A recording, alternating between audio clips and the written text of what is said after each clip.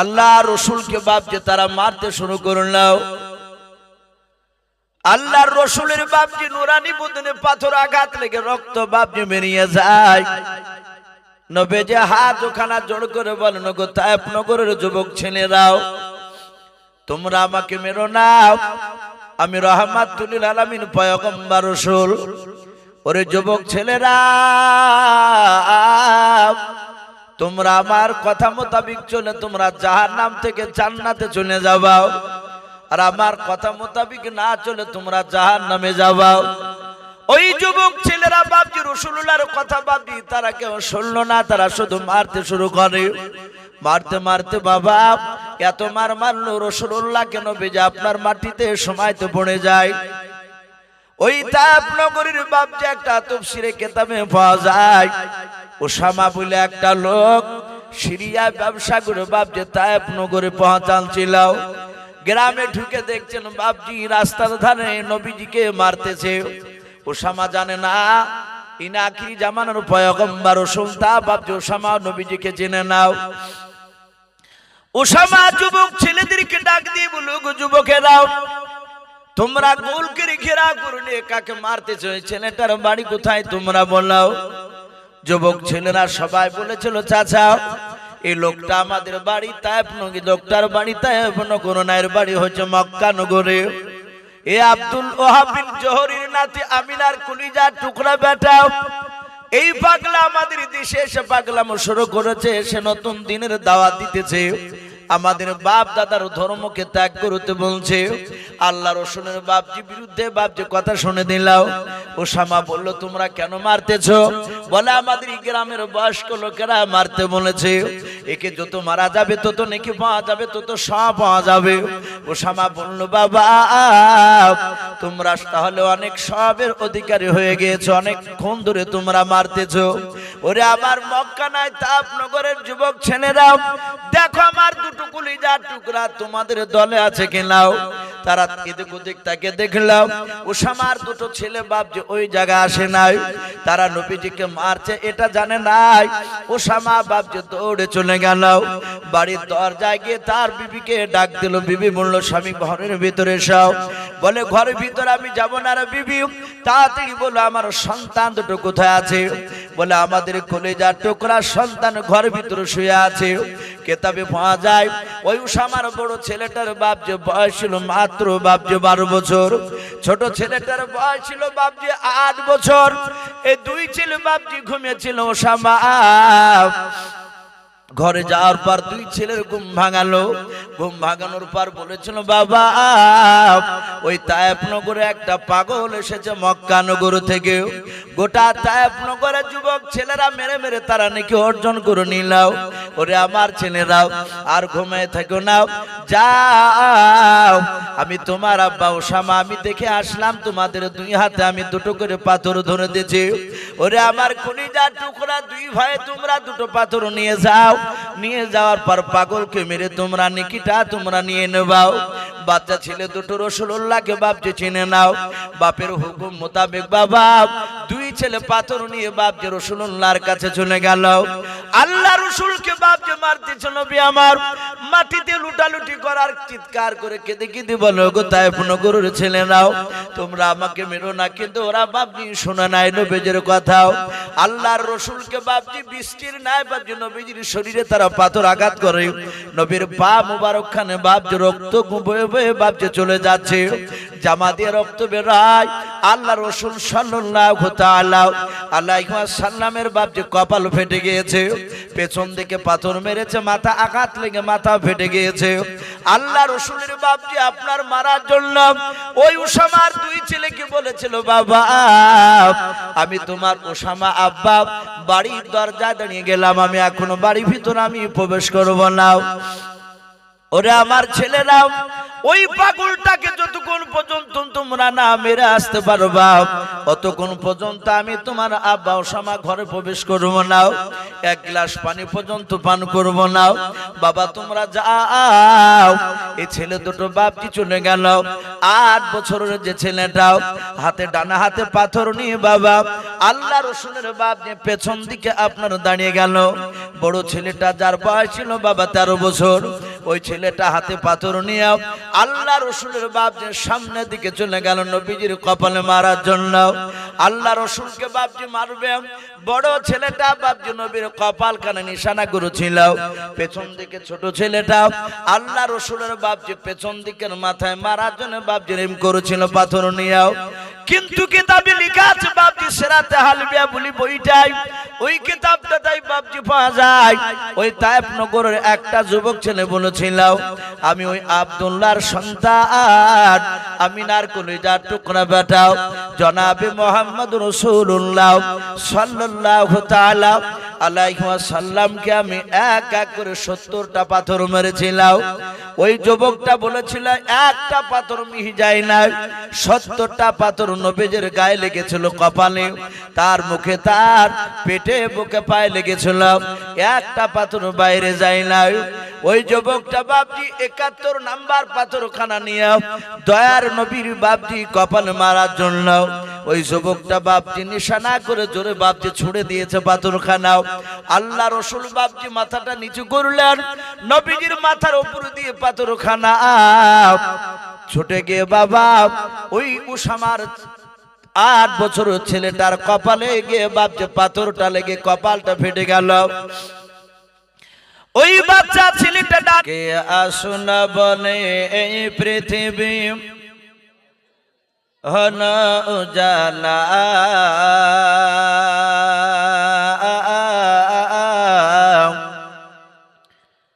কে গাইল এসে সামের গান শূন্য কাফেলা, কে আসুন বলে এই পৃথিবী হন উজালা,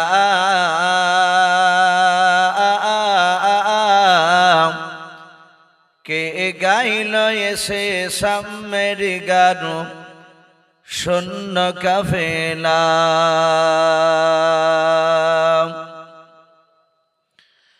ও হাশমে মাকি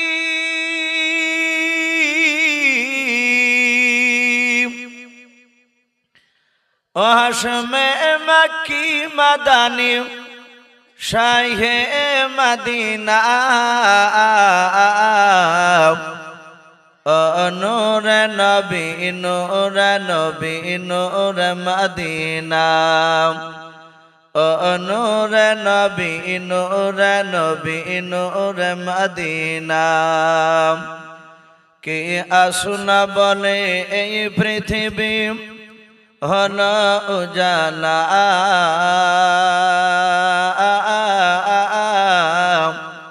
কে গাইল এসে সামের গান শূন্য কাফেলা। হযরতে উমর করতে কতল নবীর দারে যায়,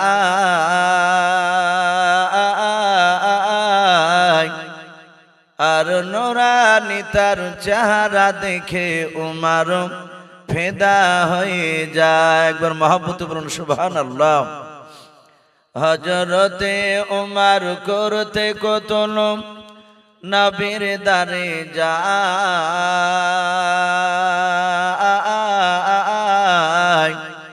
আর নূরানি তার চেহারা দেখে উমর ফেদা হয়ে যায়। যার মায়াবী চেহারা,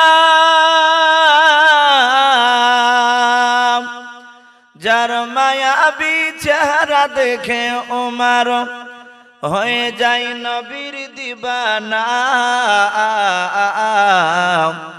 ও নূরে নবী নূরে নবী নূরে মদিনা, ও নূরে নবী নূরে নবী নূরে মদিনা কে আসুনা বলে এই পৃথিবী হলো উজালা কে গাইল এসে সামের গারু শূন্য কাফেলা। ভাই সবাই আমরা আরেকবার মহাব্বত উচ্চাজে দরুদ বাবজি ইব্রাহিমটা পড়িনি।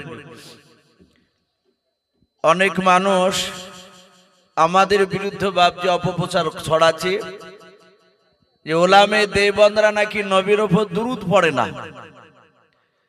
আমরা জানি হাদিসে বাবজি আমরা পড়েছি, বিশ্বনবী মসজিদে নববীতে দুটো আঙ্গুলকে বাবজি এইভাবে জোড়া করে ধরলেন।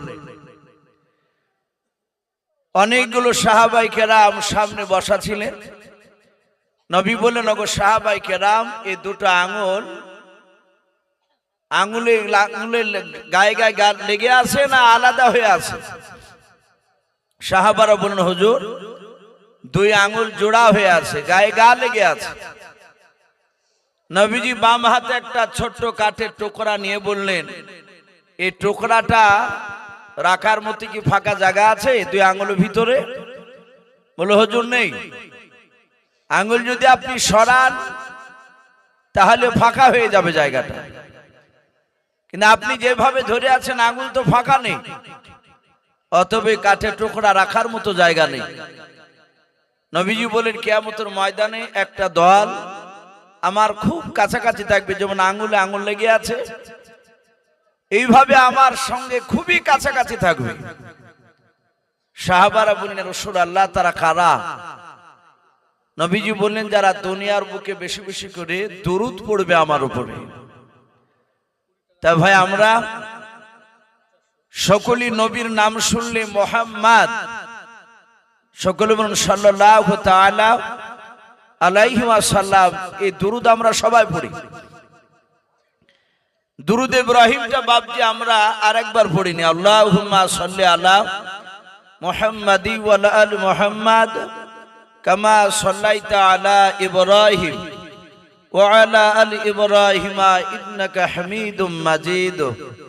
আল্লাহুম্মা বারিক আলা মুহাম্মাদি ওয়া আলা আলি মুহাম্মাদ কামা বারাকতা আলা ইব্রাহিম ওয়া আলা আলি ইব্রাহিম ইন্নাকা হামিদুম মাজিদ। সাল্লাল্লাহু তাআলা আলাইহি ওয়াসাল্লাম।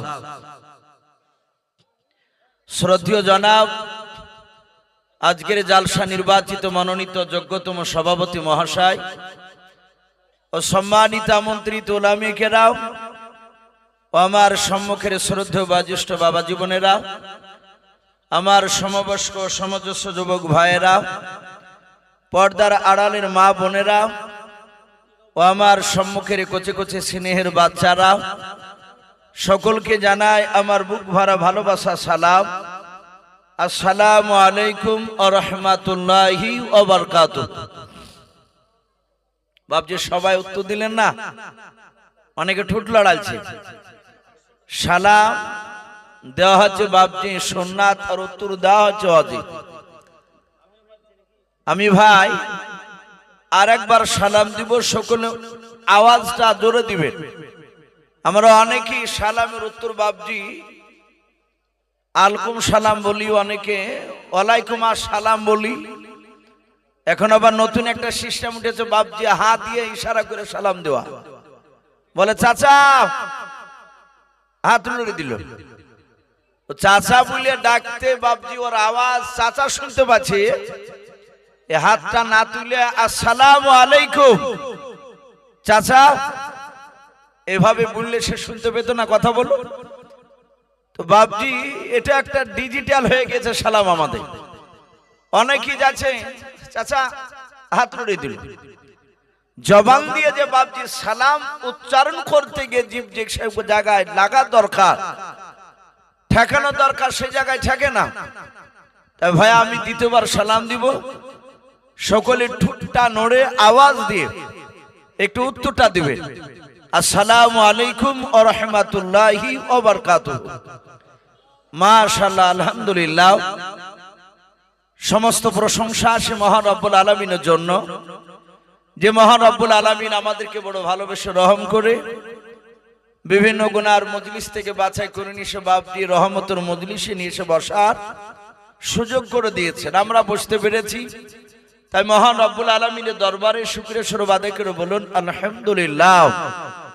তারপরে পরে আপনার আমার নবী, যিনি দোজাহানের বাদশাহ, তাজদার মদিনা, ফখরে মওজুদাত, গর্বে নওয়াজ, নবীকুলের শিরোমণি, পয়গম্বর আযম জনাবে মুহাম্মদ রাসূলুল্লাহ সাল্লাল্লাহু তাআলা আলাইহি ওয়াসাল্লামের উপরে অগণিত দুরূদ ও সালাম বর্ষিত হোক, বলুন আল্লাহুম্মা আমিন।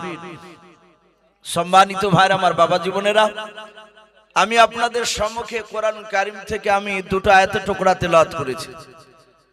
তারপরে পরে বিশ্ব নবীজির পবিত্র জবান থেকে মাত্র আমি একটা নয় দুটো হাদিসের টুকরা পাঠ করেছি। ইনশাআল্লাহ যথাসময়ের মধ্যে আমার বক্তব্য করব।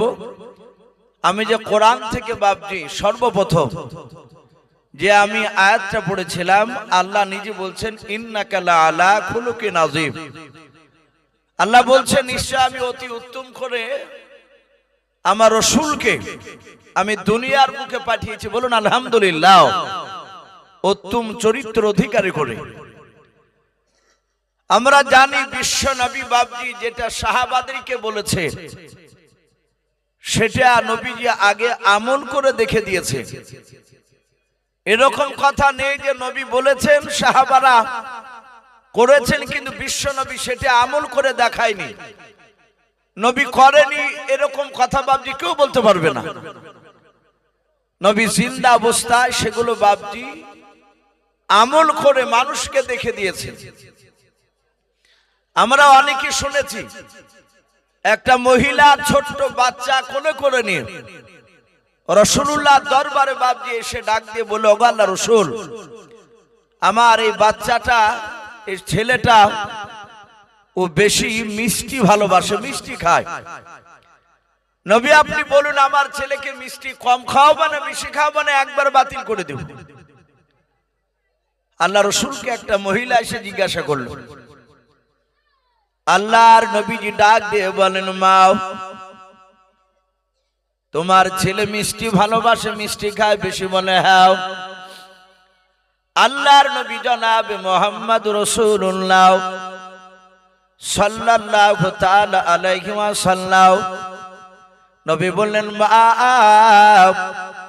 আজকে তুমি বাড়ি চলে যাও, আগামী কালকে নয় তুমি 3 দিন পর তুমি আমার দরবারে আসবা, বৈকাল বেলা আসবা।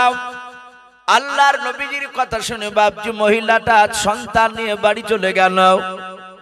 3 দিন পর নবী আমার যে টাইমে আসতে বলেছিল ওই মহিলাকে, ওই মহিলা টাইমের দিকে লক্ষ্য করে সময় মতো নবীজির দরবারে চলে গিয়েছে।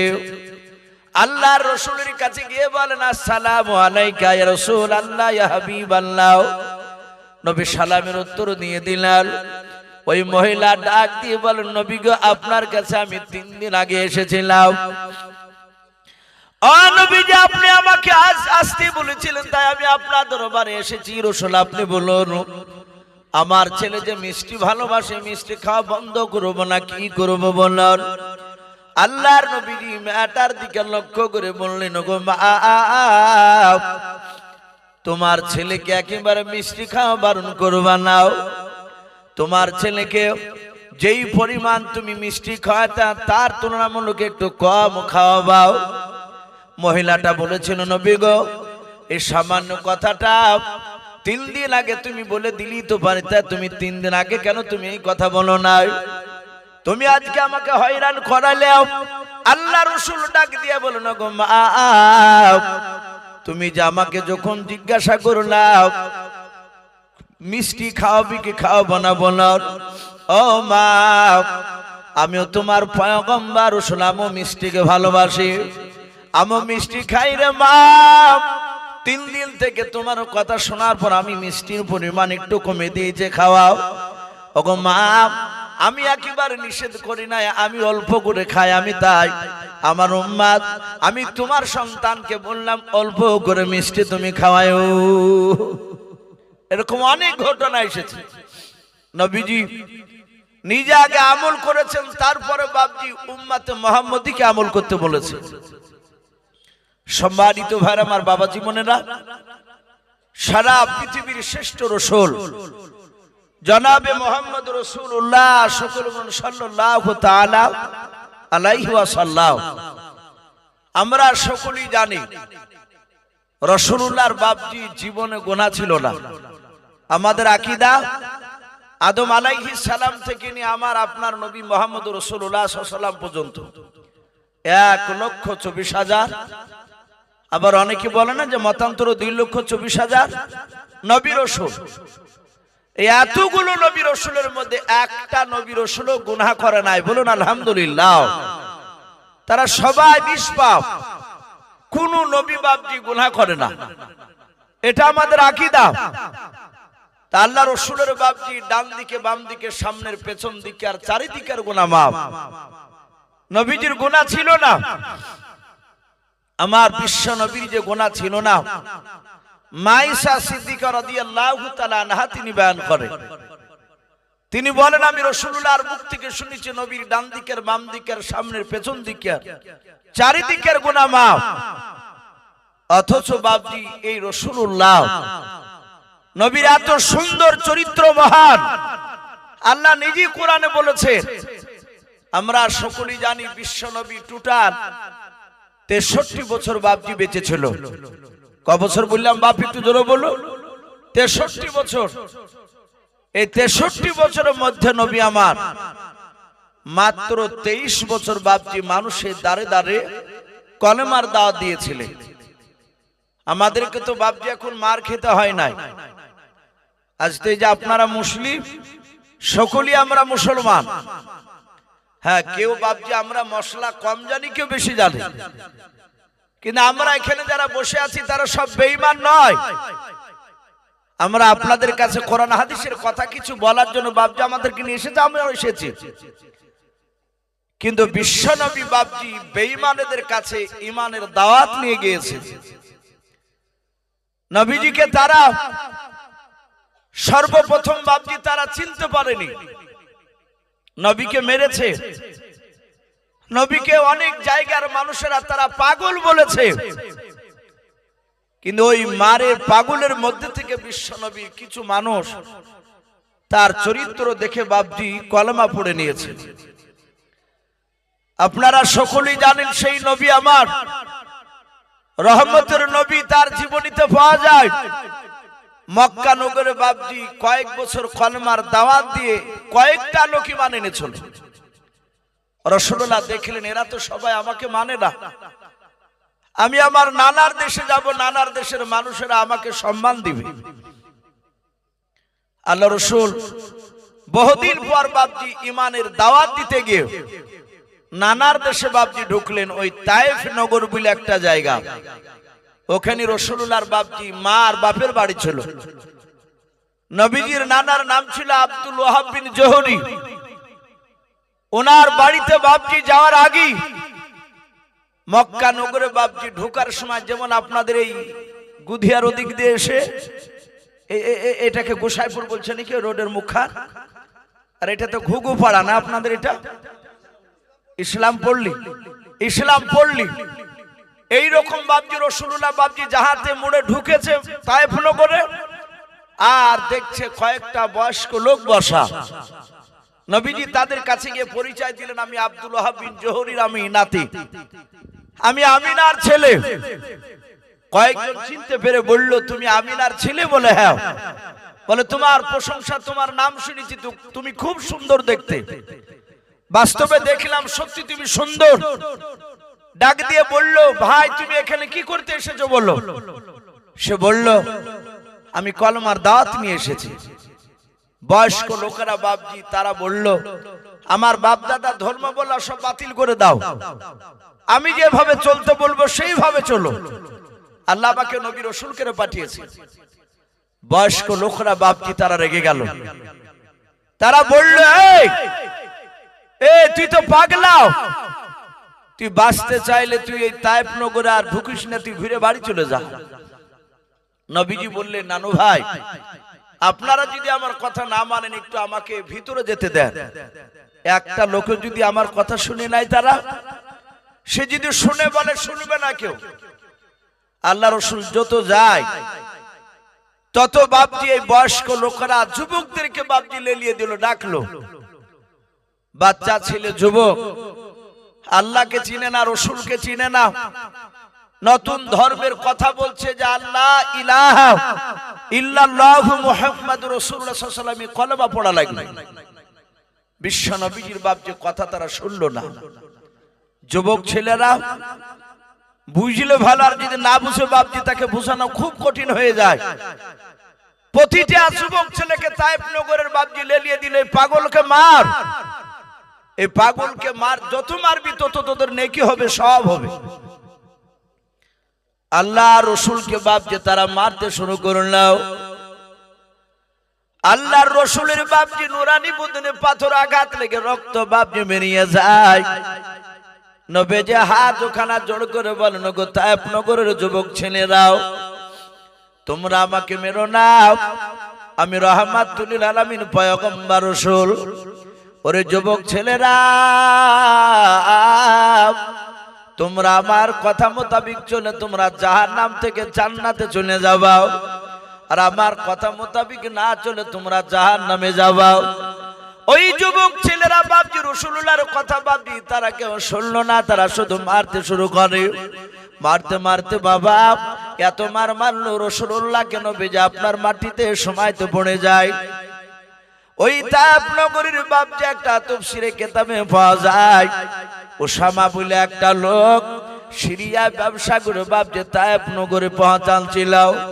গ্রামে ঢুকে দেখছেন বাপজি রাস্তার ধারে নবীজিকে মারতেছে। ওসামা জানে না ইনি আখিরি জামানার পয়গম্বর রাসূল, তা বাপজি ওসামা নবীজিকে জেনে নাও। ওসামা যুবক ছেলেদেরকে ডাক দিয়ে বলল, গো যুবকেরাও, তোমরা গোল করে ঘেরা করলে কাকে মারতেছো, ছেলেটার বাড়ি কোথায় তোমরা বলাও। যুবক ছেলেরা সবাই বলেছিল, চাচা এই লোকটা আমাদের বাড়ি তায়েফ নগরী, লোকটার বাড়ি তায়েফ নগর না, এর বাড়ি হচ্ছে মক্কা নগরে। এ আব্দুল ওহাব বিন জোহরের নাতি আমিনার কলিজা টুকরা বেটা, এই পাগলা আমাদের দেশে এসে পাগলামো শুরু করেছে, এসে নতুন দিনের দাওয়াত দিতেছে, আমাদের বাপ দাদার ধর্মকে ত্যাগ করতে বলছে। আল্লাহ রসুলের বাপজি বিরুদ্ধে বাপজি কথা শুনে দিলাও। ওসামা বলল, তোমরা কেন মারতেছো? বলে, আমাদের গ্রামের বয়স্ক লোকেরা মারতে বলেছে, একে যত মারা যাবে তত নেকি পাওয়া যাবে, তত সব পাওয়া যাবে। ওসামা বলল, বাবা তোমরা তাহলে অনেক সবের অধিকারী হয়ে গিয়েছো, অনেকক্ষণ ধরে তোমরা মারতেছো। ওরে আমার মক্কা নাই তায়েফ নগরের যুবক ছেলেরা, দেখো আমার দুটো কলিজার টুকরা তোমাদের দলে আছে কিনাও। তারা এদিক ওদিক তাকে দেখলাম, ওসামার দুটো ছেলে বাপ যে ওই জায়গায় আসে নাই, তারা নবীজিকে মারছে এটা জানে নাই। ওসামা বাপ যে দৌড়ে চলে গেল, বাড়ির দরজায় গিয়ে তার বিবিকে ডাক দিল। বিবি বলল, স্বামী ঘরের ভিতরে এসো। বলে, ঘরের ভিতরে আমি যাব না রে বিবি, তাড়াতাড়ি বলো আমার সন্তান দুটো কোথায় আছে। বলে, আমাদের কলিজার টুকরা সন্তান ঘরের ভিতরে শুয়ে আছে। কেতাবে পাওয়া যায় ওই ওসামার বড় ছেলেটার বাপ যে বয়স ছিল মাত্র বাপ যে 12 বছর, ছোট ছেলেটার বয়স ছিল বাপ যে 8 বছর। এই দুই ছেলে বাপ যে ঘুমিয়েছিল। ওসামা ঘরে যাওয়ার পর দুই ছেলের ঘুম ভাঙালো। ঘুম ভাঙানোর পর বলেছিল, বাবা ওই তায়েফ নগরে একটা পাগল এসেছে মক্কা নগর থেকে, গোটা তায়েফ নগরের যুবক ছেলেরা মেরে মেরে তারা নাকি অর্জন করে নিলাও। ওরে আমার ছেলেরাও আর ঘুমায় থাকো না, যাও আমি তোমার আব্বা ওসামা, আমি দেখে আসলাম তোমাদের দুই হাতে আমি দুটো করে পাথর ধরে দিয়েছি। ওরে আমার কলিজার টুকরা দুই ভাই, তোমরা দুটো পাথর নিয়ে যাও, নিয়ে যাওয়ার পর পাগলকে মেরে তোমরা নিকিটা তোমরা নিয়ে নেবাও। বাচ্চা ছেলে দুটো রাসূলুল্লাহকে বাপ যে চিনে নাও। বাপের হুকুম মোতাবেক বাবা দুই ছেলে পাথর নিয়ে বাপজি রাসূলুল্লাহর কাছে চলে গেল। আল্লাহ রাসূলকে বাপজি মারতেছে, নবী আমার মাটিতে লুটালুটি করার চিৎকার করে কেঁদে কেঁদে বলো, গো তায়েফ নগরের ছেলেরাও তোমরা আমাকে মেরো না। কিন্তু ওরা বাপজি শোনা নাই নবীজির কথাও। আল্লাহর রাসূলকে বাপজি বৃষ্টির নাই বাপজি নবীজির শরীরে তারা পাথর আঘাত করে। নবীর পা মুবারক খানে বাপজি রক্ত বয়ে বয়ে বাপজি চলে যাচ্ছে, জামা দিয়ে রক্ত বেরায়। আল্লাহ রাসূল সাল্লাল্লাহু তাআলা আলাইহি ওয়াসাল্লামের বাপজি কপাল ফেটে গিয়েছে, পেছন দিকে পাথর মেরেছে, মাথা আঘাত লেগে মাথা ফেটে গিয়েছে। আল্লাহ রাসূলের বাপজি আপনার মারার জন্য ওই উসামার দুই ছেলেকে বলেছিল, বাবা আমি তোমার উসামা আব্বা বাড়ির দরজায় দাঁড়িয়ে গেলাম, আমি এখনো বাড়ির ভিতরে আমি প্রবেশ করব না।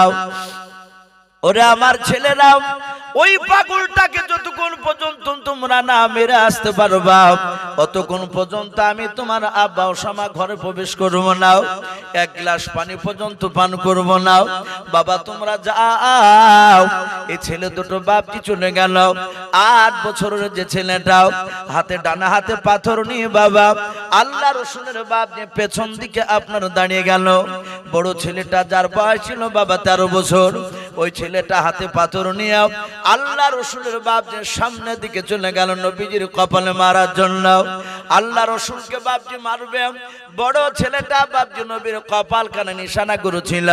পেছন দিকে ছোট ছেলেটা আল্লাহ রাসূলের বাপজি পেছন দিকের মাথায় মারার জন্য বাপজি রেম করেছিল পাথর নিয়ে। কিন্তু কিতাবে লেখা আছে বাপজি সিরাতে হালবিয়া বলি বইটাই, ওই কিতাবটা তাই বাপজি পাওয়া যায়।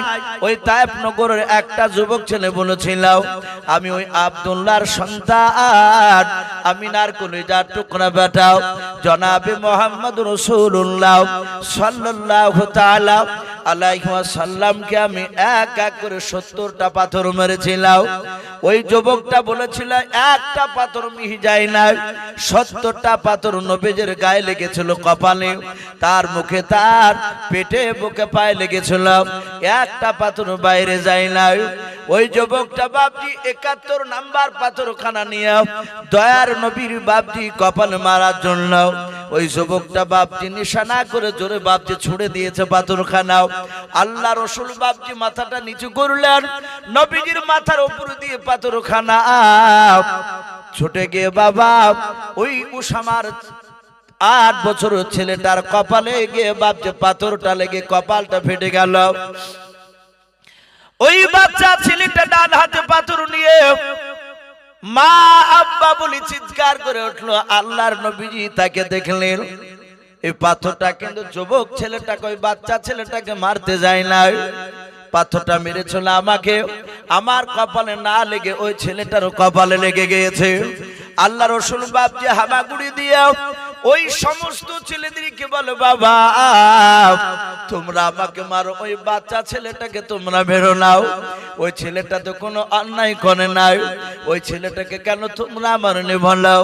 আল্লাহ রাসূলের বাপজি মাথার পাগড়ি খানাকে বাপজি ছিঁড়লেন, ছেড়ার পর ওই বাচ্চা ছেলেটার কপালে রক্তটা মুছে দিয়াও নবীর পবিত্র হাত দিয়ে বাপজি কপালে পাগড়ি বেঁধে দিলেন।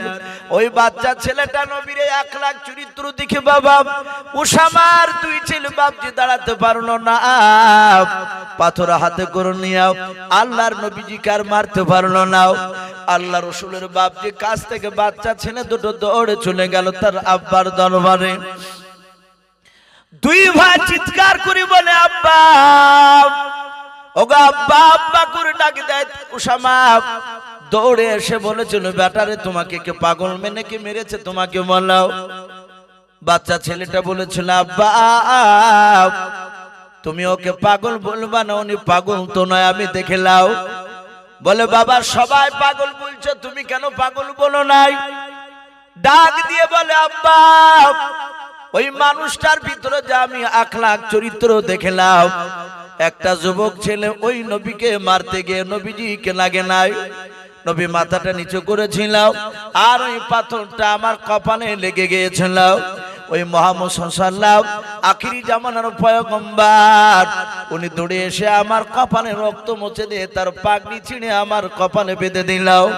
ওগো আব্বা জান, উনাকে আপনি চিনতে পারেন নাই, আমরা দুই ভাই চিনতে পেরেছি, তিনি রাহমাতুল লিল আলামিন পয়গম্বর। বলুন সুবহানাল্লাহ। ও আব্বা, আদি করা যাবে না, মাকে ডেকে নেন।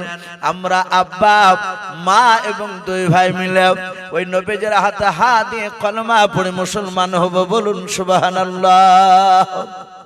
আল্লাহ রাসূল সাল্লাল্লাহু আলাইহি সাল্লামের কাছে তারা এসে ইমান এনেছিল এবং ওই ৭১ নাম্বার যে পাথর ছোড়া যুবক ৭০টা মেরেছিল আগে, নবীজির নুরানি বদনে বাপজি পাথর আঘাত লেগেছিল তার, সেই যুবক বাপজি রাসূলুল্লাহর ব্যবহার দেখে লাস্টে সে থাকতে পারে নাই, সেও ঈমান এনেছিল। আমি বলছিলাম সেই রাসূলের এত সুন্দর চরিত্র নবী সারা পৃথিবীর মানুষকে দেখে দিয়েছে। মহান রব্বুল আলামিনের ফেরেশতা জিবরিল আলাইহিস সালাম আল্লাহ রাসূলকে এসে বলে, নবী গো আপনি বলুন, মানুষদেরকে বলে দেন আল্লাহর কিছু বান্দার সাথে হক রয়েছে আর বান্দার সাথে হক রয়েছে। নবীজি বলেন সেগুলো কি? পবিত্র জবানে রাসূলুল্লাহ সাহাবাদের সামনে বলেছিলেন হুকুকুল্লাহ আর হুকুকুল ইবাদ। বান্দার সাথে আল্লাহর কিছু হক রয়েছে, যেমন ৫ ওয়াক্ত নামাজ পড়া, এটা আল্লাহর সাথে বান্দার হক। ২ নাম্বার রোজা রাখা, এটা আল্লাহর সাথে বান্দার হক। হজ করার ক্ষমতা থাকলে হজ, এটা বান্দার সাথে আল্লাহর হক। বাপজি কিয়ামতের ময়দানে রাসূলুল্লাহ বলে, কোন মানুষ যদি বাপজি দুনিয়ার বুক থেকে সে যদি নামাজ পড়ে না যায়, কিয়ামতের ময়দানে আল্লাহ ইচ্ছা করলে তাকে মাফ করতে পারেন কি পারেন না? কথা বলে। আল্লাহ ইচ্ছা করলে মাফ করে দিতে পারে। একটা মানুষ সারা জীবন মদ খেয়ে বেরিয়েছে, জিনা করেছে, জীবনে নামাজ পড়ে নাই, আল্লাহ যদি বলে ফেরেশতা দেখ দিনের আমলে কি আছে, ভালো না খারাপ, আমল নামাখানা দেখ, ফেরেশতারা দেখে বলবেন আল্লাহ একটাও নেকি নাই, এই জীবনই নামাজ পড়েনি। আল্লাহ বলবেন নেকি নাই, বলে না, বলে ই তো জাহান্নামে যাবে। ফেরেশতা বলবে, আল্লাহ বলবেন আমি আল্লাহ একে যদি জান্নাত দিই, বলে আল্লাহ তাহলে আমাদের কিছু করার নেই। আল্লাহ বলবে যা, আমি তোর সব গুনাহকে মাফ করে দিয়ে তোকে আমি জান্নাতে পাঠিয়ে দিলাম। আচ্ছা বলে, আল্লাহ যদি জান্নাত দেয় বেনামাজিকে, জিনাখোরকে কিয়ামতের ময়দানে গোটা কিয়ামতবাসী আল্লাহর বিরুদ্ধে স্লোগান করে, আমরা কিছু করতে পারবো ভাই?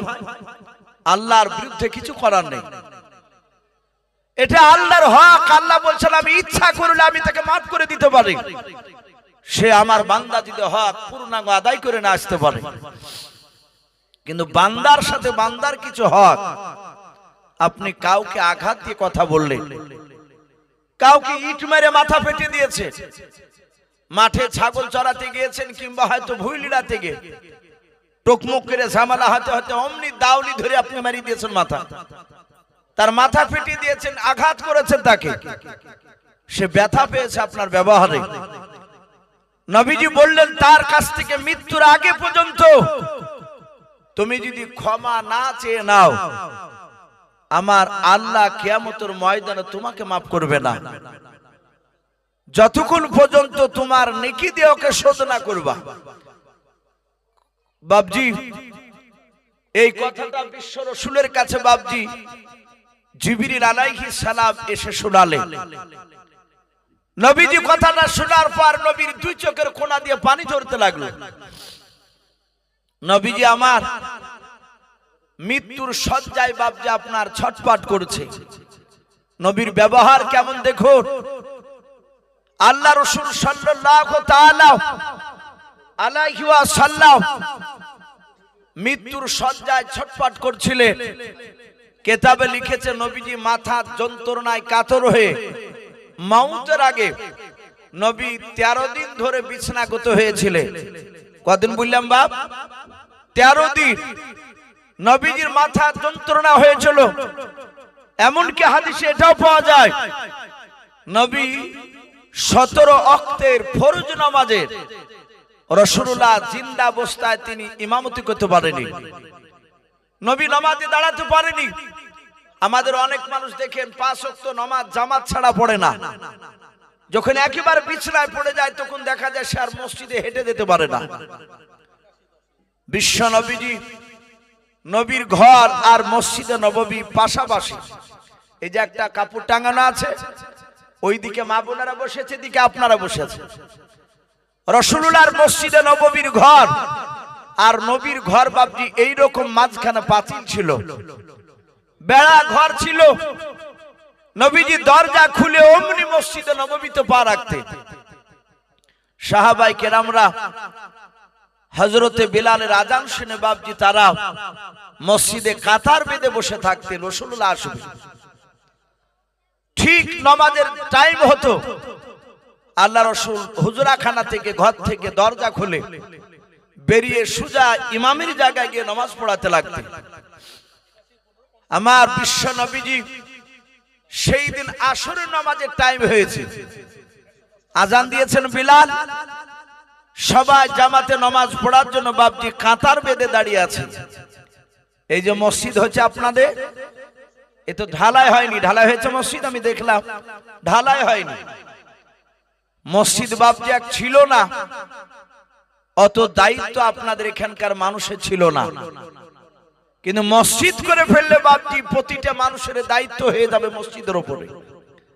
এই মসজিদকে যদি আপনি নামাজ পড়তে না যান, এই মসজিদ কিয়ামতের ময়দানে মানুষের মতো জবান খুলে কথা বলবে, হে আল্লাহ এরা আমাকে বানিয়েছিল, এরা আমার ঘরে নামাজ পড়তে আসে নাই, তোমাকে ডাকে নাই। এই মসজিদ মানুষের মতো কথা বলবে কিয়ামতের ময়দানে। হযরতে বেলাল সব সাহাবারা কাতার বেঁধে বসে, ঠিক নামাজের টাইম হবে, রাসূলুল্লাহ আসবে। সাহাবারা বলেন আমরা দেখে নাও, আসরের জামাতের যে একটা টাইম নির্ধারিত ছিল, ওই টাইমটা বাপজি পার হয়ে গেল। সাহাবারা এইভাবে পেছন দিকে ঘুরে ঘুরে বাপজি নবীজি ঘরের দরজা দিয়ে বেরায়, ওই দিকে বারবার তাকায়, নবীজি খুলে নাই। সাহাবা আবু বকর সিদ্দিক রাদিয়াল্লাহু তাআলা আনহু নবীজির মুরব্বি সাহাবা, উনি ওমরকে ডাক দিয়ে বলে, ওমর রে ভাই, নবী তো এত দেরি করে নাই, নবী কেন বাড়ি থেকে বের হয় নাও? সাহাবারা সবাই আলোচনা করে নবীজির কাছে চলো, দেখে নবীজিকে ডাক দিও। হযরতে আবু বকর নবীর ঘরের দরজার সামনে এসে সালাম দিলেন, আসসালামু আলাইকা ইয়া রাসূলুল্লাহ ইয়া হাবিবাল্লাহ। আল্লাহর নবীজি বাপজি সালামের উত্তর দিলেন। নবীজির অর্ধাঙ্গিনী বিবি হযরত মা আয়েশা সিদ্দিকা রাদিয়াল্লাহু তাআলা আনহা নবীজিকে বাপজি পাদা মেরে বাপজি ধরেছিলেন। নবী বলেন, আয়েশা ঘরের দরজাটা খুলে দিও, আয়েশা তুমি একটু পর্দার আড়ালে চলে যাও। হযরত আয়েশা দরজা খুলে দিয়ে বাপজি আড়ালে চলে গেলেন। আল্লাহর নবী বলেন, সাহাবারা এবার দরজা খুলে ধাক্কা দিয়ে তোমরা প্রবেশ করো, কারণ আমার কলিজার অর্ধাঙ্গিনী বিবি আয়েশা, অন্যান্য বিবিগণেরা আমার ঘরে নাই, তারা আড়ালে চলে গিয়েছে, আমার কাছে নাই, পর্দায় চলে গিয়েছে। আল্লাহ রাসূলের সাহাবা আবু বকর, ওমর ফারুক, হযরত ওসমান গনি, হযরত আলী রাদিয়াল্লাহু তাআলা আনহুম আজমান গনেরাও সবাই মিলে নবীজির কাছে গোল করে ঘেরাও করে বসে পড়ল। আবু বকর বলে, নবী গো, আসরের নামাজের টাইম তো পার হয়ে গেল, নামাজের জামাতের টাইম। ওগো আল্লাহর নবী, যে আপনি কেন বেরোন নাই? আপনার অপেক্ষায় আছে নবীজি, আপনি কেন যান নাই বলার? আল্লাহর রাসূলের দুই চোখের কোনা দিয়ে বাপজি ঝরঝর করে পানি ঝরে। আল্লাহর নবীজির আবু বকর তিনি কাঁদতে লাগলেন। আবু বকর কাঁদেন। ওমর বলেন, আবু বকর রে ভাই, তুমি কেন এইভাবে কান্না করেছো মাল্লাও? আবু বকর বলে, ভাই আল্লাহর নবীজি নামাজ পড়তে বেরোয় নাও, আমার মনে হয় নবীজি আর দাঁড়াতে পারবে না। আল্লাহর নবীর সাহাবা উমর বলেন, ওগো আমার আবু বকর ভাই, তুমি যদি এভাবে কান্না করো আমার অন্য সাথী ভাইরা নার্ভাস হয়ে যাবে। আল্লাহর নবীর সঙ্গে কথা বলে দেখে নবীজি যাবে কে যাবে না। আল্লাহর নবী বলেন, ও সাহাবারাও, আমি সোজাভাবে দাঁড়াতে পারি নাই, যাও তোমরা জামাত করে নামাজটা আদায় করে নাও। সাহাবারা বাপজি আশ্চর্য হয়ে গেলেন। নবীজি হুকুম করলেন, হযরত উসমান গনি রাদিয়াল্লাহু তাআলা আনহু উনি ডাক দিয়ে বললেন, ওগো আল্লাহর নবী, আপনি বলুন আমাদের আসরের নামাজের কি ইমামতি করবে, ইমামের নামটা বলে দাও। আল্লাহ রাসূল এইভাবে তাকিয়ে দেখেন আমার আবু বকর কাঁদে। আল্লাহ রাসূল ডাক দিয়ে বলেন, ওরে আমার সাহাবারা, আজকে আসর নামাজের ইমামতি করবে আমার আবু বকর। আল্লাহ রাসূলের বাপজি সাহাবা আলী রাদিয়াল্লাহু তাআলা আনহু আল্লাহ রাসূলের হাত ওখানে ধরে বলেন, হুজুর বেয়াদবি হলে maaf করবেন। ওগো নবীজি শুনে নেন, আবু বকরকে আপনি ইমামতি করতে দিবেন না, কারণ আবু বকর একেবারে নরম নাজুক। ও নবীজি, আপনার ছোট কালকার সাথী আবু বকর নামাজ পড়াতে গিয়ে হয়তো বেহুশ হয়ে যাবে। ওগো আল্লাহর নবীজি, আপনি আবু বকরকে বলবেন না, আপনি ওমরকে ইমামতি করতে বলেন। আল্লাহর নবী বলেন, ওরে আলী সাহাবা, ওরে আমার জামাই আলী মুর্তজা, শুনে নাও, আমি পয়গম্বর রাসূল প্রথমে বের করেছি আবু বকর নামাজের ইমামতি করবে। আজকে আসর নামাজের ইমামতি করবে আবু বকর। সব সাহাবারা বাপজি চলে গেলেন, আবু বকরকে বাপজি ইমামতি করতে দিলেন। আবু বকর নামাজ পড়ালেন, নামাজের অবস্থায় কাঁদেন। আবু বকর বসতে পারলেন, আর বেঁচে থাকা পর্যন্ত নবীকে ইমাম হিসাবে আর পাবো না, নবী আমাদেরকে ইমাম হয়ে নামাজ পড়াতে আর পারবেন না।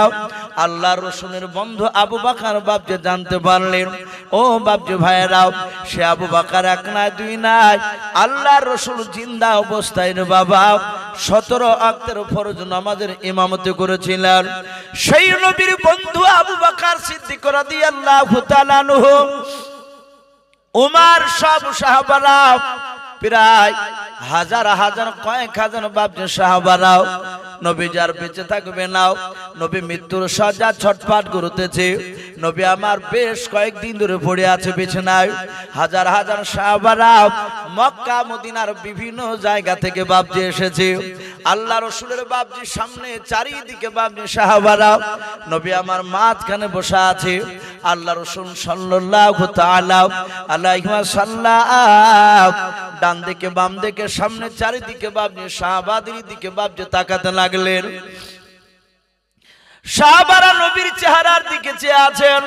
সাহাবারা মনে মনে চিন্তা করেছেন, আল্লাহ, আমার নবী যে ইন্তেকাল যদি করে যায়, নবী চলে গেলে আমরা আর দুনিয়াতে বেঁচে থাকতে পারবো না, নবীকে একটি বেলা না দেখলে আমরা থাকতে পারি না।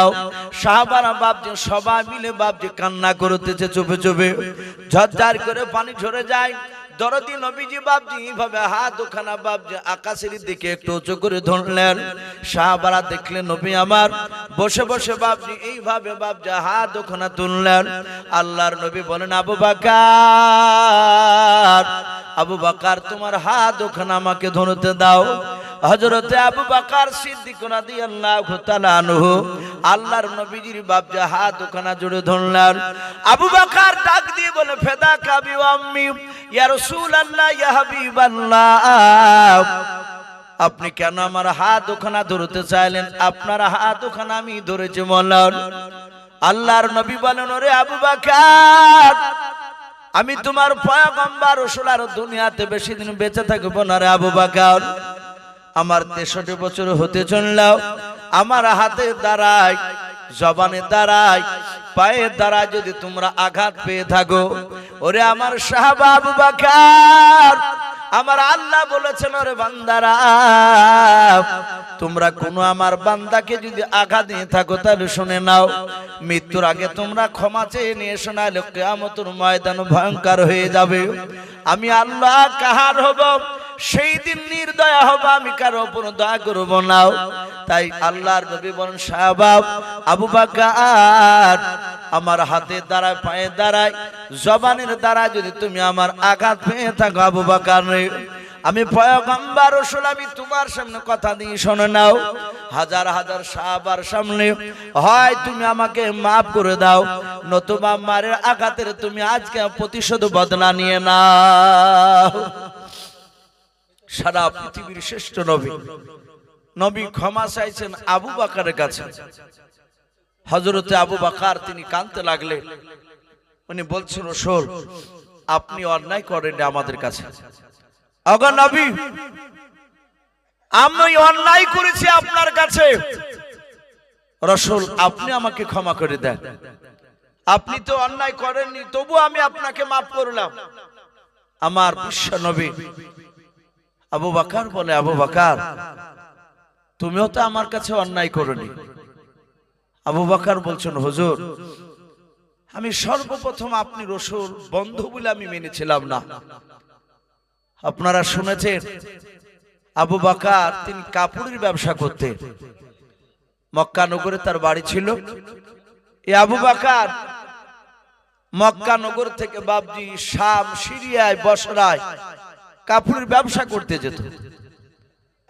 কিতাবে লিখেছে সিরিয়ায় নাই, শাম দেশে ব্যবসা করতে গিয়েছে আবু বকর। আর এক ইহুদির পণ্ডিত আলেম, তাওরাত জুবুরের বাবজি শাহ আলেম, তার নাম কিতাবে লিখেছে বাবজি বুহাইরা রহিম। ইহুদির বড় আলেম, সে তাওরাত কিতাব এভাবে বুকে করে নিয়ে বাবজি হাঁটে হাঁটে ঘুরে বেড়াচ্ছে। আমাদের দেখবেন মা বোনেরা এবং বাপজিরা দেখবেন ভাইরা কোরআন যারা পড়ে, ওকে যদি বলা হয় যে ভাই কোরআনটা এখান থেকে ওই জায়গা নিয়ে চলো, তো দেখবেন 50 হাত দূরে যদি নিয়ে যেতে বলা হয়, কোরআন এভাবে ঝুলাতে ঝুলাতে নিয়ে যায় না, কোরআনকে এভাবে দেখবেন বুকে করে ধরে নিয়ে যায়। আর কোরআন বুকে জড়ে ধরে থাকলে বাপজি একটা আলাদা শান্তি শান্তি লাগে, দেখেন কোরআন বুকে নিলে।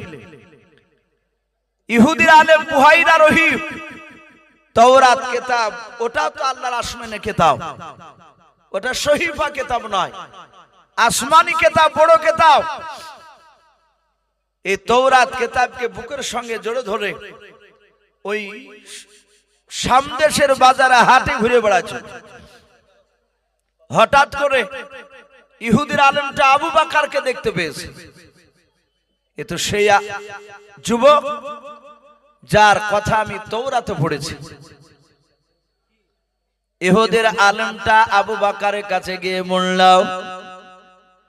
ও ভাই তোমার নাম কি? আবু বকর। আবু বকর বলে, হ্যাঁ আমার নাম আবু বকর। ইহুদির আলেমটা ডাক দিয়ে বলেছিল, ভাই রে তোমার আব্বার নাম কি? বলো আবু কুহাফা। বলে, হ্যাঁ আমার আব্বার নাম আবু কুহাফা। ওরে ভাই তুমি আমার নাম, আমার আব্বার নাম তুমি জানলা কি করে? তুমি বলাও। ইহুদির আলেমটা বলে, ভাই রে এই তাওরাত কিতাবে তোমার নাম দেখতে পাচ্ছি, ভাই একটু দয়া করে তোমার পেছনকার জামাটা একটু উঠাও। বলে, উঠাবো কেন? বলে, একটু উঠাও, এই কিতাবে লেখা আছে তাওরাতে আখিরি জামানার পয়গম্বর জনাবে মুহাম্মদ রাসূলুল্লাহ সাল্লাল্লাহু তাআলা আলাইহি ওয়াসাল্লাম যিনি আখিরি জামানার নবী হবেন, ওই নবীর একটা জানের বন্ধু হবে, তার নাম আবু বকর। এই আবু বকর ভাই, এই তাওরাত কিতাবে আরো লেখা আছে আল্লাহর নবীর যিনি জানের বন্ধু আবু বকর হবেন, ওর পৃষ্ঠ মোবারকে একটা কালো রঙের দাগ থাকবে, যাকে আমরা জোরন বলি। জোরন বুঝেন না অনেকে? কারো পিঠে হয়, পেটে হয়, কারো পায়ের নিচে হয়, কারো হাতে তাতে কবজির গোড়াতে হয়, কারো কপালে হয় কালো রঙের বাবজি একটা দাগ। ডাক দিয়ে বললো, ভাই আবু বকর তোমার জামাটা একটু ওঠা, দেখে তোমার পৃষ্ঠ মোবারকে কালো রঙের দাগ আছে কি নাও। ইহুদির কথা শুনে আবু বকর তিনি রেগে গেলেন, ডাক দিয়ে বলেন, ভাই আমার পৃষ্ঠ মোবারক তোমাকে দেখাবো না যে আমি তো জামা তুলব না। ইহুদির আলেম ডাক দিয়ে বলল, ভাই রে, তোমার পিঠে যদি কালো রঙের দাগ থাকে, সারা পৃথিবীর মানুষ একদিকে হয়ে তোমার সাথে আর আখিরি জামানার পয়গম্বর রাসূলুল্লাহ সাল্লাল্লাহু তাআলা আলাইহি ওয়াসাল্লামের সাথে বন্ধুত্ব কেউ কাটাতে পারবে না। বলুন সুবহানাল্লাহ। পারেও নি। আবু বকর ঈমান আনার পরে রাসূলের কাছ থেকে আলাদা করতে পারেনি। নবীকে মেরেছে মক্কা নগরে, নবী সিজদায় দাঁড়িয়েছে নামাজ পড়ার জন্য, আর উতবা সাইবা আবু জেহেলের লোক ওরা দড়ির ফাঁস করেছে, নবীজির গলায় ভরে দিয়ে দুই দিক থেকে ফাঁস টানছে, রাসূলের গলাকে টাইট করে দিচ্ছে। নবীর চোখ দুটো মোটা হয়েছে, জিভটা একটু বড় হয়ে বেরিয়ে গিয়েছে, ওরা মেরে ফেলবে। কেউ গিয়ে বলেছে, আবু বকর তোমার বন্ধুকে মারতেছে মক্কার মসজিদে, এই আবু বকর তুমি দৌড়ে যাও, নালে তোমার বন্ধুকে আর বাঁচাতে পারবা না।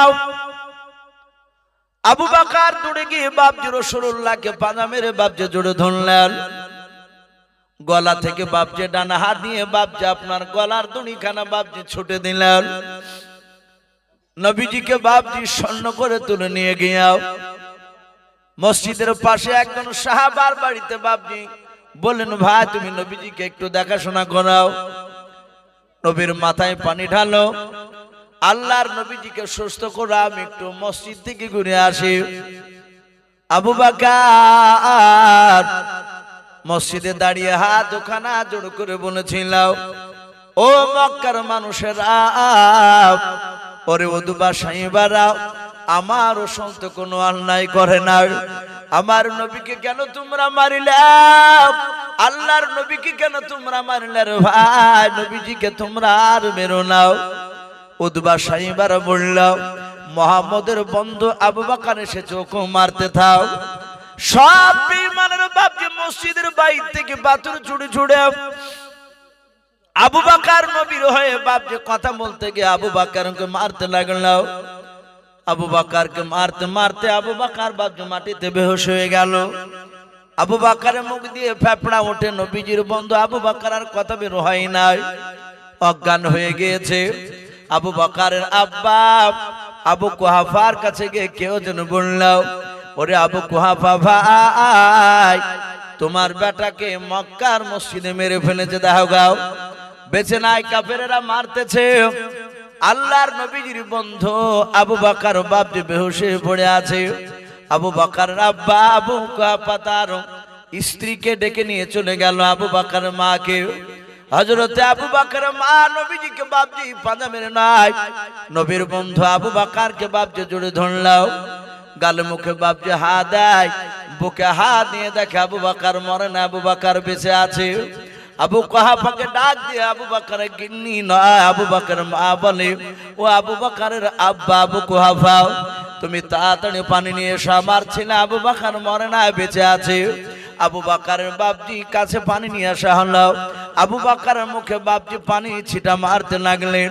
আবু বকরের যাহাতে একটু জ্ঞান ফিরেছে রে বাবা, আর সঙ্গে সঙ্গে জবান দিয়ে বের করেছে, আবু বকর কাইফান নবী কাইফান নবী কাইফান নবী কাইফান নবী কাইফান নবী বলে বাপজি বারবার ডাক দিতেছে। আবু বকর জ্ঞান ফেরার পর বলেন, ওগো আমার নবী কেমন আছে বলো, আমার রাসূল কেমন আছে বলো। আব্বা মা বলে বাপজি ডাক দেয় না। আবু বকরের জন্ম দক্ষিণী মা ডাক দিয়ে বলে, বেটা রে, ও আমার দুলাল, ওরে আমার কলিজা টুকরা মানি, তোমাকে আমি জিন্দা পেয়েছি রে বাবা, কিছুক্ষণ হলে তুমি মারা যেতে, আমার আসতে যদি একটু লেট করে দাও। ও বাবা, তুমি আর মুহাম্মদের নাম তুমি নিবা নাও, ওই নবীর নাম নেওয়ার কারণে মক্কার লোকেরা তোমাকে মারতে মারতে বেহুশ করে দিয়েছে। ওরে আমার বেটা, বাঁচতে চাইলে ওই নবীর কাছে আর যাবা না, নবীর সাথ ছেড়ে দাও। আবু বকর ডাক দিয়ে বলে, মা খবরদার তুমি ওই কথা জবান দিয়ে বের করো না রে মা। কাফেরেরা মেরেছে, যত আঘাত পেয়েছে রে মা, তার চেয়ে বেশি আঘাত পাবে নবীর কাছ থেকে তুমি আমাকে যদি দূরে সরিয়ে নাও। ওগো আমার মা, শুনে নাও, আমার চোখ দুটো দিয়ে যদি তুমি দেখতে আর মা, তাহলে তুমি কখনোই তুমি নবীর কাছ থেকে দূরে সরে যা এই কথা বলতে নাও। আল্লাহর দরদি নবী জনাবে মুহাম্মদ রাসূলুল্লাহ সাল্লাল্লাহু তাআলা আলাইহি ওয়াসাল্লামের বন্ধু আবু বকর সঙ্গে সঙ্গে ডাক দিয়ে নবীকে বলেন, ও নবীজি, আপনি আমাদের কাছে অন্যায় করে নাই। আমি পয়গম্বরের বন্ধু আবু বকর, আমি আপনাকে সর্বপ্রথম না চিনার কারণ আমি বড় ধরনের বেয়াদবি করে ফেলেছিলাম। ওগো রাসূল, আপনি আমার কাছে ক্ষমা চাইবেন না, আমি আপনাকে ক্ষমা করে দিয়েছি, আপনি আমাকে ক্ষমা করুন। আপনি অন্যায় করেন। নবী বলেন, আবু বকর তুমি বসে যাও। হযরতে আবু বকর সিদ্দিক রাদিয়াল্লাহু তাআলা আনহু, আবু বকর তিনি বসে পড়লেন। বিশ্ব নবী বলেন, হাত উঁচু করে ওমর। ওমর বিশ্ব নবীর বাম পাশে বাপজি বসা ছিল। ওমর নবীজির হাত ওখানা বাপজি জোড়ে ধরলাও, ডাক দিয়ে বলেছিল, ও নবীজি, আপনি কেন আমাকে হাত ধরে ডাকলেন বলেন? আমি আপনার হাত ওখানা ধরে আছি। আল্লাহর নবী বলেন, আবু বকর নাই ওমর, আমি হাতে দ্বারাই, জবানে দ্বারা, পায়ে দ্বারাই যদি তোমাকে আঘাত দিয়ে থাকে, ওরে আমার ওমর, তুমি দয়া মেহেরবান করে আমাকে তুমি ক্ষমা করে দাও যদি আঘাত দিয়ে থাকে। আর নতুবা তুমি হাজার হাজার সাহাবার সামনে বদলা নিয়ে নাও, প্রতিশোধ নিয়ে নাও। ওমর নবীজির হাত দুখানা বাপজি ছেড়ে দিয়াও। ওমর নবীজির পা দুখানা জোরে জোরে কাঁদেন আর বলেন, হুজুর, আমি আপনাকে না চিনার কারণে নবী গো, আমি আপনাকে তলোয়ার নিয়ে আপনার মাথা কাটতে গিয়েছিলাম, এটা চরম বেয়াদবি করে ফেলেছিলাম। হুজুর, আপনি আমাদের কাছে অন্যায় করেন নাই নবী, আমি আপনার বন্ধু ওমর হাজার অন্যায় করে ফেলেছি নবী গো, দয়া মেহেরবান করে আপনার পা দুখানা জোরে ধরি হুজুর, আপনি আমাকে ক্ষমা করে দেন। ওমরও ক্ষমা চাইছে। বাপজি আর একটু বসি, রাত্রি 11:20 পার হতে চললো। প্রায় জায়গাতে এখন দেখা যাচ্ছে রাত্রি 11টার পর মানুষ আর থাকছে না। তাই ভাই আমি বলবো বাপজি ভাইদেরকে, রাত্রি অনেক হয়েছে, আপনারা আর কিছুক্ষণ বসুন ইনশাআল্লাহ। আমার পরে আরেকজন বক্তা রয়েছে, আমিও জালসার কমিটি ভাইদেরকে বলবো যে আমার পরের বক্তাকে একটু ডেকে নিয়ে আসা হোক। এসে বসলে মানুষরা দেখবে যে না, আরেকজন বক্তা আছেন, তার কিছু শুনে ইনশাআল্লাহ দোয়া নিয়ে বাড়ি যাব। বাপজি আমরা আখিরি দোয়া নিয়ে বাড়ি যাব ইনশাআল্লাহ। তো নবীজির সাহাবা আবু বকর ওমর রাসূলের পা দুখানা ধরে ওমর বলছেন, হুজুর, আপনি আমাদের কাছে ক্ষমা চাইবেন। ওগো নবী, আপনি অন্যায় করেননি, অন্যায় আমরা করেছি।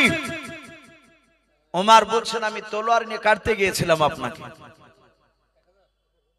ওগো রাসূল, আপনি আমাদেরকে মাফ করে দেন। আল্লাহর নবীজি ডাক দিয়ে বলেন, ওমর রে, আমি ক্ষমা করে দিয়েছি তোমাকেও। ওমর তুমি বসে যাও। ওমর নবীর বাম পাশে বাপজি বসে পড়ল। আল্লাহ রাসূল হাত দুখানা জোড় করে বলেন, ওসমান গনি সাহাবা, তুমি কোথায় আছো? দাঁড়িয়ে যাও। ওসমান গনি রাদিয়াল্লাহু তাআলা আনহু তিনি দাঁড়িয়ে গেলেন। আবু বকরের মতো বাপজি ওসমান গনির কাছে বাপজি ক্ষমা চাইলেন। নবী বলেন, আলী দাঁড়িয়ে যাও। আলীর কাছে বাপজি ক্ষমা চেয়ে নিলেন। সব সাহাবারা বসে বসে বাপজি তারা অবাক হয়ে গেল, নবীজি ক্ষমা চাই। যেই নবীর ডান দিকে বাম দিকে সামনে পেছন দিকে কোনো দিকে গুনাহ নাই, আল্লাহর নবী চারিদিকে বাপজি পাক। নবীর সাহাবারাও সবাই মিলে বাপজি দেখতে লাগলেন। নবী ক্ষমা চাই। আবু বকর নবীর হাত দুখানা জোড় করে বলেছিল, হুজুর আপনি এভাবে প্রতিটা সাহাবার কাছে ক্ষমা চাইবেন না। নবী আমরা আপনার কাছে অন্যায় করেছে, আপনি তো অন্যায় করেন নাই। ওগো নবীজির সাহাবারা সকলেই বসে আছে, আল্লাহর দুরূদী নবী ডাক দিয়ে বলেন, ওগো সাহাবা আবু বকর কি বলতে চাও বলো। বলে নবী গে আপনি এক এক করে সাহাবার কাছে এভাবে ক্ষমা না আছে, নবী আপনি ক্ষমা চাইছেন আমরা আবু বকর, আপনি তো জানেন সবাই আমাকে বড় সাহাবা বলে মানে। ও নবী যে শুনে না, আমি আবু বকর সব সাহাবার পক্ষ থেকে নিয়ে নবী গো আমরা আপনাকে মাফ করে দিলাম। ওগো নবী যে কোন সাহাবার কাছে আর ক্ষমা চাইবেন না, সব সাহাবাকে আপনি ক্ষমা করে দেন। আল্লাহ রাসূল বাপজি কাঁদতে কাঁদতে বলেন, সাহাবারা আমি সবাইকে মাফ করে দিলাম, তোমরা তো মাফ করলে। বলে হ্যাঁ। আবু বকর বলে সবারই তরফ থেকে আপনাকে মাফ করে দিলাম। যাহাতে বাপজি কথা বললেন, আল্লাহর নবীজির বাপজি বেশ কিছুটা দূরে পেছন দিকে ছিল বসা। নবীর একজন সাহাবা হযরতে সাদ বিন আবি ওয়াক্কাস রাদিয়াল্লাহু তাআলা আনহু বলে বাপজি বিশিষ্ট সাহাবা ছিল। ওই সাহাবা দাঁড়িয়ে নবীর দিকে লক্ষ্য করে বলেছেন, ইয়া রাসূলুল্লাহ ইয়া হাবিবাল্লাহ, নবী শুনে না সব সাহাবা আপনাকে ক্ষমা করতে পারে। নবী গো আমি আপনার সাহাবা সাদ ইবনে আবি ওয়াক্কাস, আমি আপনাকে না মারা পর্যন্ত আমি ক্ষমা করব না। বলুন সুবহানাল্লাহ। সব সাহাবারা অবাক, বলে নবীকে কেন মারবা? বলো নবী আজ বলেছে আঘাত পেলে হয় মাফ করো, নতুবা প্রতিশোধ নিয়ে নাও, বদলা নিয়ে নাও। নবী আমাকে মেরেছিল, আমি তার বদলা নিতে চাই। সাহাবারা বাপজি সকলে কাঁদতে লাগলে। অনেক লম্বা ঘটনা আছে, আমি সেদিকে যাব না। আমার বলার উদ্দেশ্যে সাদ ইবনে আবি ওয়াক্কাস নবীকে মারার অনেক পায়তারা করেছিল, অনেক কায়দা করেছিল। লাস্টে চাবুক খানে এনে নবীকে মারতে গিয়ে নবীর মাথার উপরে এইভাবে চাবুকটা তুলে নবীকে না মেরে নবীর এই ডান দিকের কাঁধে বাপজি একটা গোস্তের টুকরা ছিল। শামাইলে তিরমিজিতে বাপজি এসেছে ওই গোস্তের টুকরাটার কথা। বিশ্ব নবীজির ওই গোস্তের টুকরাটাকে মাহারে নবুয়াত বলা হতো। বলুন আলহামদুলিল্লাহ। যেটা কোন নবী রাসূলকে দেয় নাই, শুধু আপনার আমার রাসূলকে বাপজি আল্লাহ দান করেছিলেন। ওই মাহারে নবুয়াতে নবুয়াতের স্ট্যাম্প মারা ছিল, লা ইলাহা ইল্লাল্লাহু মুহাম্মাদুর রাসূলুল্লাহ সাল্লাল্লাহু আলাইহি ওয়াসাল্লাম। সেই জায়গায় চুমা দিয়েছিল। নবীর পা দুখানা জোরে ধরে বলছিল, হুজুর আমি আপনাকে মারার অনেক কায়দা করেছি, আমি কি আপনাকে মারতে পারি? নবী বললেন, তাহলে তুমি এরকম করলে কেন? বলে হুজুর 10 জন ব্যক্তিকে দুনিয়ার বুকে জান্নাতের খোঁজখবরি শুনিয়েছে, এই 10 জনের মধ্যে এই সাদ ইবনে আবি ওয়াক্কাসের নামটা না। নবী গো আমি আপনার এই মাহারে নবুয়াতের ব্যাপারে আপনার মুখ থেকে শুনেছি, এটা কোন নবীকে দেয় নাই, শুধু আপনাকে। তাই নবী এত দামি জিনিস আমি চুমা দিয়ে দিয়েছি, আপনি যদি দোয়া করে দেন আশা করি জাহান্নামের ভয়ঙ্কর আগুন আর আমাকে স্পর্শ করবে না। রাসূলুল্লাহ তার জন্য দোয়া করেছেন। বাপজি আমার বলার উদ্দেশ্য এই, সারা পৃথিবীর শ্রেষ্ঠ নবী যার গুনাহ নেই, সেই নবী সাহাবার কাছে মাপ চেয়ে বাপজি এটা দুনিয়ার উম্মতকে বাপজি শিক্ষা দেওয়ার জন্য বাপজি এই কাজটা করেছিলেন। প্রতিটা বাপজি ভাইকে বলবো, আমরা কেউ যদি কাউকে আঘাত দিয়ে থাকি আমরা ইনশাআল্লাহ তার কাছে ক্ষমা চাইবো। বলুন ইনশাআল্লাহ। যাই হোক ভাই, আমি আর লম্বা চড়া করবো না, যেহেতু মানুষ অনেকে চলে গিয়েছে। রাত্রি 11:30 মানে বিরাট রাত্রি, সেই 5টার সময় বাপজি সন্ধ্যা মাগরিব হয়েছে। তা আমার ছোট ভাই যান আমার পাশে এসে বসে আছে, আপনাদের এলাকারই রত্ন, উনিও বাপজি 2-4 কথা আপনাদের সামনে আলোচনা রাখবেন। বাপজি আপনারা সকলেই চলে যাবে না, কিছুক্ষণ বসবে ইনশাআল্লাহ, কিছুক্ষণ আলোচনা করি, উনি দোয়া করে দেবেন। ভাই বেশ কিছু কথা আমি আলোচনা করেছি, বলার মধ্যে ভাষার মধ্যে যদি ভুল হয়ে যায় সকলে ছোট ভাই কিংবা ছোট ছেলে সব ক্ষমা করবে। আর বাপজি কেউ যদি এখনো বাকি থাকেন দান দিতে, 5 টাকা 10 টাকা যে যা পারবে, মা বোন সকলকে বলবো আপনারা আসো।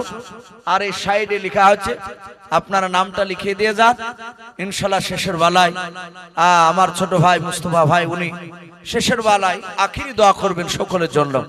এই বলে আমার বক্তব্য শেষ করলাম। ওয়া আখিরি দাওয়ানা আনিল হামদুলিল্লাহি রাব্বিল আলামিন। আসসালামু আলাইকুম ওয়া রাহমাতুল্লাহি ওয়া বারাকাতুহু।